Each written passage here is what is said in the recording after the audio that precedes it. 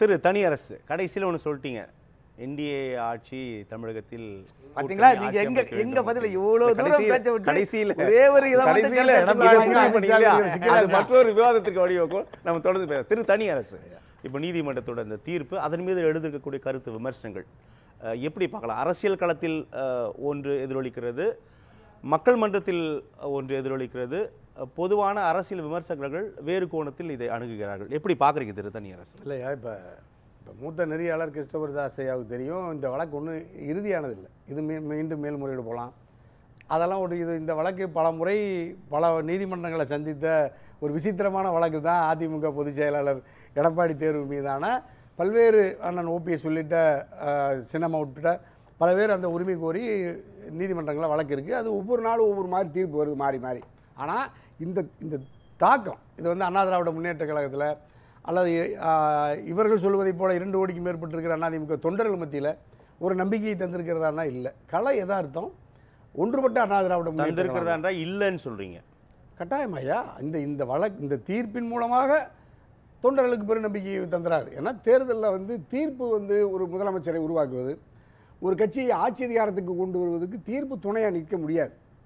அப்படி தான் நீங்கள் இரட்டைப்புறா சேவல் ஜானகி அம்மா புரட்சித் தலைவி அம்மா 2 பேர் நிற்கிற பொழுது மக்கள் அபரிமிதமான செல்வாக்கை சேவல் புரட்சித் தலைவி அம்மா பொதுவான தீர்ப்பை கடந்து இப்போ எடப்பாடி பழனிசாமி மீதான இந்த விமர்சன கருத்து குற்றச்சாட்டுகளோட அவர் பொதுச் செயலாளர் பதவியை உறுதி செய்திருக்கிறது நீதிமன்றம். அப்போது இது பெரிய தாக்கத்தை ஏற்படுத்தாதுன்னு எந்த அடிப்படையில் சொல்கிறீங்கன்னு கேட்குறேன். அவருடைய அதிகார ஆளுமை அல்லவா அது? அதுதான் இப்போ இந்த தீர்ப்பை மறுபடியும் நம்ம மேல்முறையீடு செய்து மறுபடியும் தீர்ப்பு மாறுங்கிற நான். ஏன்னா இப்போ நீங்கள் ஏற்கனவே ஜெயச்சந்திரன் ஐயா அண்ணா திராவிட முன்னேற்ற கழகத்தில் எடப்பாடியார் ஒருவேளை இந்த தீர்ப்பு எதிராக வந்திருந்தால் ஒருவேளை தனி அரசு என்ன சொல்லி எடப்பாடியார் மேல்முறையீடு போயிருப்பாரு. இல்லை, மேல்முறையீடு என்பது வேறு. இன்றைய தீர்ப்பு அவருக்கு எதிராக வந்திருக்குமே ஆனால் தனி அரசோட கருத்து பாதிக்கப்பட்டவங்களுக்கு நிவாரணம் கிடைச்சிருக்கு, நீதி வென்றிருக்கிறது, முடிந்தது அதிமுக, சரிந்தது கட்சி, பிரிந்தது தொண்டர்கள் சொல்லியிருப்பீங்க. அந்த அடிப்படையில் தான் அதை உறுதிப்படுத்தி இருக்கிறது. அப்போ அதை எப்படி அட்ரஸ் பண்ணாம இருக்கீங்க தெரியல. பாதிக்கப்பட்டவர்களுக்கு நீதி கிடைத்திருக்கிறது, நீதி வென்றிருக்கிறது. ஆகவே இனிமேலாவது மாண்புமிகு நம்ம முன்னாள் முதலமைச்சர் எடப்பாடியார் அனைவரையும் அரவணைத்து சமாதானப்படுத்தி வழக்குகளை திரும்ப பெற்றுக்கொண்டு ஒன்றுபட்ட அதிமுகவாக புரட்சித் தலைவி அம்மா கண்ட கனவை நனவாக்க ஆட்சி அதிகாரத்துக்கு அரியணை கட்சி வருவதற்கு எடப்பாடியார் பிரிந்தவர்களெல்லாம் இப்போ சின்னம்மா, டிடிவி, ஓபிஎஸ், இப்போ நம்ம கேசிபியா, புகழந்தியா இருக்காங்க, இப்போ நம்ம செங்கோட்டையன், இது மாதிரி மூத்த தலைவர்கள்லாம் வெளியேறி அதிமுக ஒரு ஒற்றை தலைமையின் கீழே மட்டும்தான் இயங்குகிற ஒரு போக்கை பார்க்குறோம். இப்போ நம்ம எல்லாத்துக்கும் தெரியும், இவ்வளோ பெரிய ஒரு கட்சி, நாட்டை 30 ஆண்டுகளுக்கு மேலே ஆண்ட ஒரு கட்சி, தமிழ்நாட்டில் அந்த கட்சி சார்பாக தொலைக்காட்சிகளில் பேசுவதற்கு கூட ஒரு ஆள் இல்லை. அல்லது புகழேந்தி சொன்னதுனால நான் இதை பதிவு பண்ண விரும்புகிறேன். புகழேந்தியுடைய பத்திரிகையாளர் சந்திப்பு அதிமுக திரு எடப்பாடி பழனிசாமியிடம் தான் இருக்கிறது இந்த நொடி வரை. அவர் முன்னாள் அமைச்சர் திரு செங்கோட்டையனுக்கே ஆலோசனை என்ற பெயரில் ஒரு எச்சரிக்கை விடுப்பதாக தான் பேசுகிறார் திரு புகழேந்தி செய்தியாளர் சந்திப்பில். அப்போ இந்த முரண்கள்லாம் எப்படி? நீங்கள் எல்லாருமே ஒரு கருத்துகள் நான் சொல்கிறது தான் செய்யணும் அப்படின்றது அது ஒரு கட்சியாக இருக்காதே அப்படின்றது தான் அவர் தரப்பினரோட கருத்தாக. இப்போ நீங்கள் சொன்ன மாதிரி இப்போ நாங்கள் யாரெல்லாம் சொல்லுகிறார்களோ அந்த கருத்தை எல்லாம் எடப்பாடியார் பொருட்படுத்த தேவையில்லைன்னா அது எந்த இடத்துல அந்த முடிவுக்கு எடப்பாடியார் வரணும்னா, தேர்தலில் மக்களால் வாக்குகளை பெற்று அதிகாரத்திற்கு வருகிற பொழுது இந்த எல்லா விமர்சனங்களும் திரும்ப பெற்றுக் கொள்ளப்படும். ஏன்னா மக்கள் தீர்ப்பு தான் மகேசன் தீர்ப்பு. அதுதான் நம்ம பேரறிஞர் அண்ணாவுடைய அந்த முழக்கத்தை தான் நம்ம பட்டி தொட்டியெல்லாம் பரப்புகிறோம். அப்போ மக்கள் தேர்தலுக்கு அப்புறம் தானே பார்க்க முடியும். ஆமாம், அது இல்லை ஏற்கனவே நம்ம 10 முறை தோற்று எடப்பாடியாருடைய அந்த அரசியல் ஆளுமை கட்சியினுடைய தலைமை நிர்வாகிகளை மட்டும் அரவணைக்கிறது இல்லை, தோழமை கட்சிகளை அரவணைக்கிற பாங்கும் பக்குவத்தையும் எடப்பாடி வரைக்கும் பெறவில்லை. இப்போ நீங்கள் தேமுதிக இப்போ இல்லை, 2024 நாடாளுமன்ற தேர்தலில் இருந்த தேமுதிகையே வெளியே போச்சு. ஆனால் திராவிட முன்னேற்ற கழகத்தில் 8 ஆண்டுகளா ஒரு கட்சி கூட வெளியே வரல. ஆளும் கட்சி அல்லையா? இயல்பான ஒன்று தானே. எதிர்கட்சி கூட்டணி விட ஆளும் கட்சி கூட்டணி இருப்பாங்க தான். இல்லையா? நீங்கள் 2017 இடைத்தேர்தலை சந்தித்த பொழுதிலிருந்து 2019 நாடாளுமன்ற தேர்தலை சந்தித்த பொழுது திமுக ஆளுங்கட்சியாக இல்லை. அப்போ நீங்கள் அம்மாவுடைய மறைவுக்கு பிறகு எடப்பாடியார் தலைமையேற்ற பிறகு தொடர்ந்து எடப்பாடியார் நீங்கள் சொன்ன வலுவான திமுக கூட்டணி முந்தைய மக்கள் நல கூட்டணி என்பதை மறந்து விட்டீங்கன்னு நினைக்கிறேன். இல்லை, மக்கள் நல கூட்டணி எல்லாம் திராவிட முன்னேற்ற கழகத்தோடு இணைந்து அது வலிமையாக தளபதி மாண்புமிகு முதல்வர் தலைமையில், திமுக தலைவர் தலைமையில் ஒன்றுபட்டு நிற்கிறத பார்க்குறோம். ஆனால் எடப்பாடியார் தலைமையில் புதிய தமிழக கட்சி டாக்டரையா வந்தார். தென்காசியில் இரட்டை இலை சின்னத்தில் போட்டிக்கிட்டார் 2024 வேறு ஓராண்டுகளுக்கு முன்பு. இப்போ எங்கள் ராஜேஸ்வரி பிரியம்மாவுக்கு நல்லா தெரியும், அவங்களும் ஒரு தோழமை கட்சியாக இப்போ அணியில் இருக்கிறாங்க. ஏன் டாக்டர் வெளியே போனார்? இன்றைக்கி வரைக்கும் எடப்பாடியார் ஏதாவது கருத்து சொல்லியிருக்காரா? ஏன் தேமுதிக அந்நியார் வெளியே போனாங்க, இதுவரை கருத்து சொல்லியிருக்காரா? பாஜக பாஜக வந்து உள்ளே இருந்த கட்சி ஏன் வெளியே போயுது? வெளியே போன கட்சி மறுபடியும் ஏன் உள்ளே வந்துச்சு? ஏன் எடப்பாடி டெல்லி வரைக்கும் போய்? அதுதான் இப்போ பாருங்க, இது அரசியல்னால நிலையற்ற முடிவுள்ள தலைவர் வந்து அரசியல் பயணத்தை தொடர்கிறார், அவர் தான் எடப்பாடியார் அப்படின்னு எங்கள் ராஜேஸ்வரி அம்மாவே சொல்கிறாங்கல்ல. அப்படின்னா ஒரு எடப்பாடி நம்பி யார் வருவா? ஒரு தோழமை கட்சி இப்போ பிஜேபி வந்துருச்சு.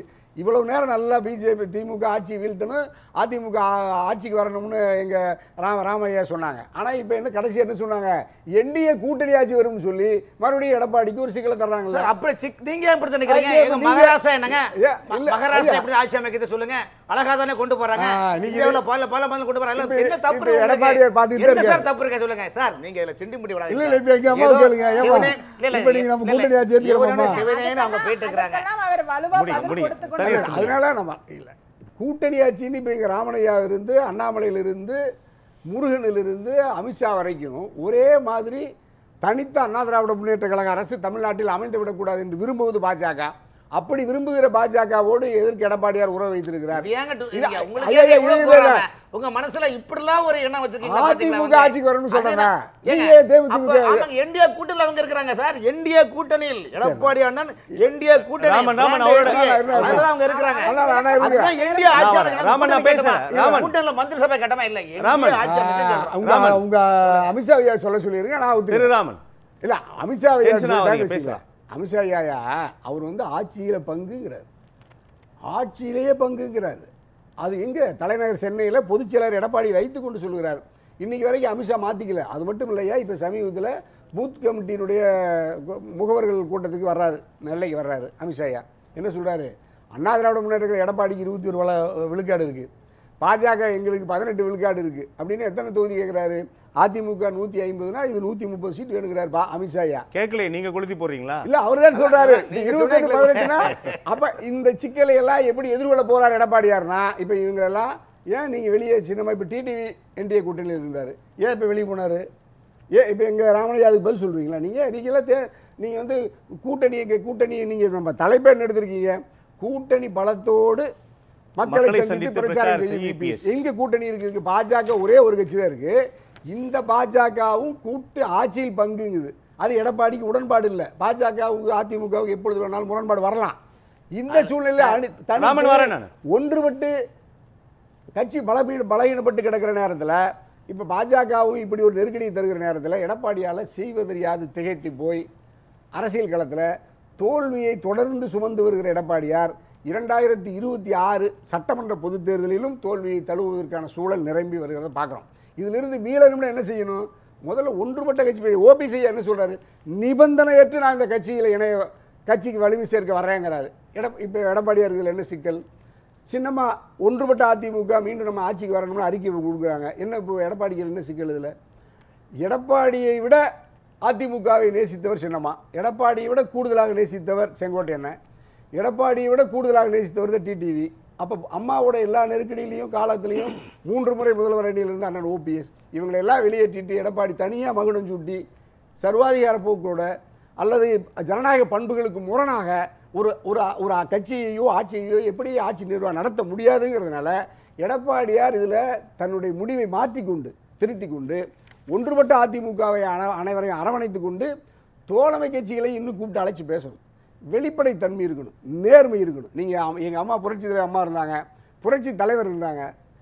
எந்த சூழ்நிலையிலும் யாரையும் ஏமாற்றுவது, சூழ்ச்சி செய்வது அப்படி பழக்கமே இல்லை. அப்படிப்பட்ட ஒரு கட்சிக்கு பொதுச் செயலாளராக இருக்கிற எங்கள் எடப்பாடியாரும் அதே பார்வையில் அதே நேர்மையோடு வெளிப்படையோடு பண்ண. இப்போ தேமுதிகவுக்கு ஒரு ராஜ்யசபா உறுப்பினர் கொடுக்கறத ஒத்துக்கிட்டதாக அந்நியர் சொல்கிறாங்க. பொதுச் செயலாளர் தேமுதிக எடப்பாடியார் நான் எழுதி கொடுத்தனா காட்டுங்கிறார். இது என்ன? இவ்வளவு சாதாரண ஒரு பெரிய கட்சி தலைவர், இந்த 2 தலைவர்களுக்குள்ள இந்த உடன்படிக்கை கூட உறுதி செய்ய முடியாத அளவுக்கு ஒரு நெருக்கடி இருக்குன்னா யார் எடப்பாடியார் நம்பி வருவா? இப்போ பாட்டாளி மக்கள் கட்சி என்னாச்சு?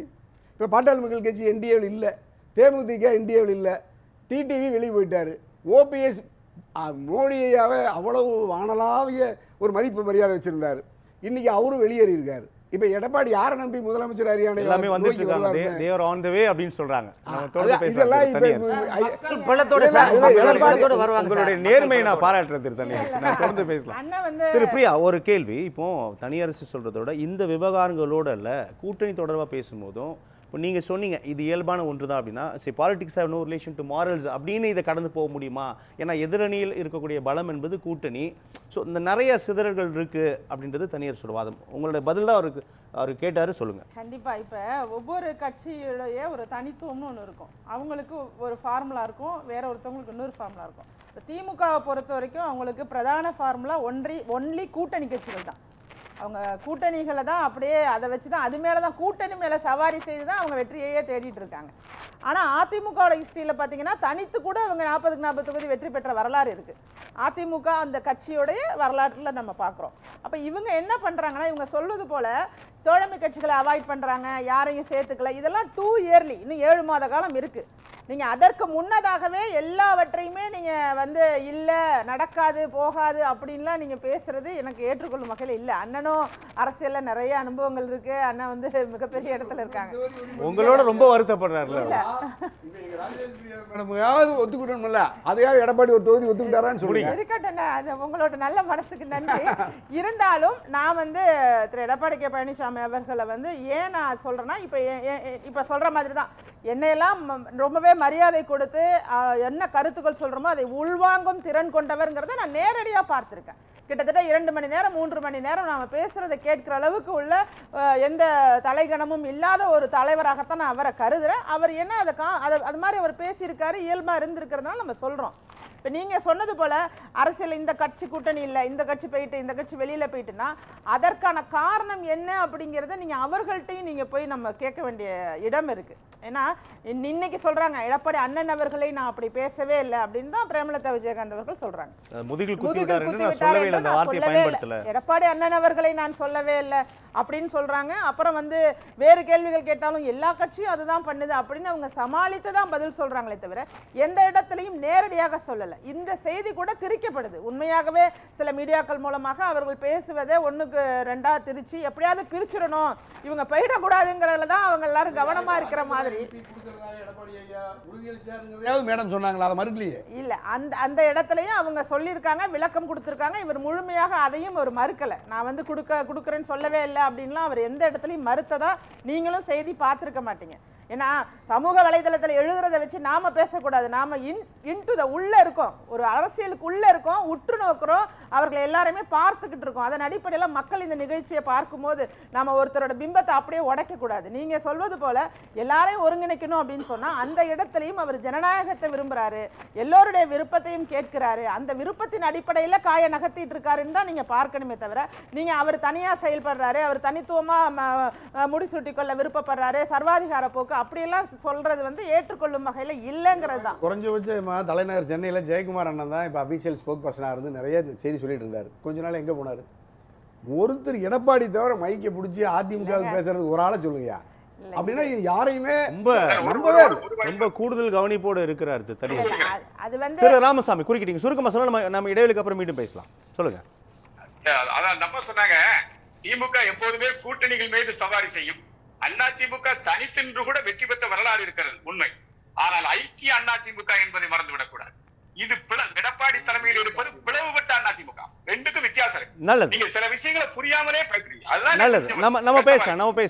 ஐக்கிய அதிமுக வெற்றி பெறும். இப்பவும் சொல்றேன், ஐக்கிய அதிமுக வெற்றி பெறும். ஐக்கிய அதிமுக எடப்பாடி தலைமையில் இருந்தாலும் ஐக்கிய அதிமுகவாக இருந்தால் திமுக என்ற ஏரியை எளிதில் கடந்து செல்லும் அந்த கப்பல். அதுல ஒண்ணும் மாற்றம் கிடையாது. சொல்றதே தவறு இல்லையா?